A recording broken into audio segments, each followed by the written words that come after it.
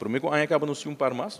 maneira outro semana já piara, nós temos dois firmamento programa de CEO não está pendente, nós temos mais em pipeline que também tem que firmar ainda ano aqui, pois e com que suerte nós lo pode chegar, quizás 5 ainda que nossa firma promete que ano terminar. Dus nossa firma oferece botica de serviço, de último que nossa firma Hilton, pero tem diferente outro também que nossa firma durante a ano. Então aí basta druk para nós logra baixa quantidade de CEO que tem para negociar, pero oficialmente, segundo o último conteo, nós temos um total de 23 CEO que seta de negociação, ou também está caducando entrando 31 de dezembro. Então tem trabalho basta, pisar ainda de negociação para seguir,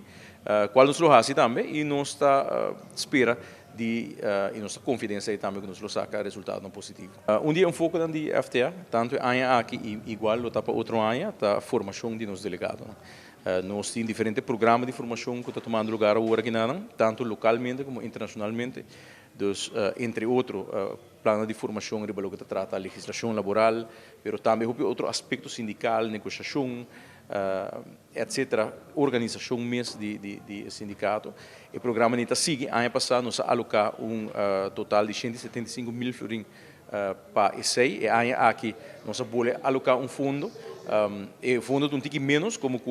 no momento que nós vamos nos cifra, o resultado que toch nos queda bom de budget, então agora nós ajustar esse ano aqui na 150 mil florins, onde é diferente programa de formação lo sigue durante a ano aqui, incluindo também o programa de formação no exterior, onde o FTA manda diferentes grupos de delegados no exterior, de samenwerking que nós temos agora aqui com o Instituto Nacional de Estudos Social na Colômbia e com a Universidade de Trabalhadores da América Latina na Panamá. Nós temos programa completo em cada outro, qual programa lo sigue, um programa de 2 anos que começa ano passado e que sigue ano aqui. Tem aspecto na visa presencial e também aspecto na virtual no programa aqui, pois programa completo, onde o setor custa bom, hora que terminar, e agora que nós estamos bezig também com uma universidade na Colômbia, que possa acreditar o programa aqui, botar título universitário no momento que terminar. Então,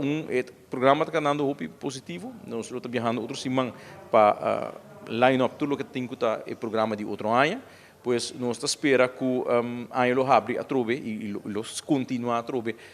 de forma positiva para a formação também.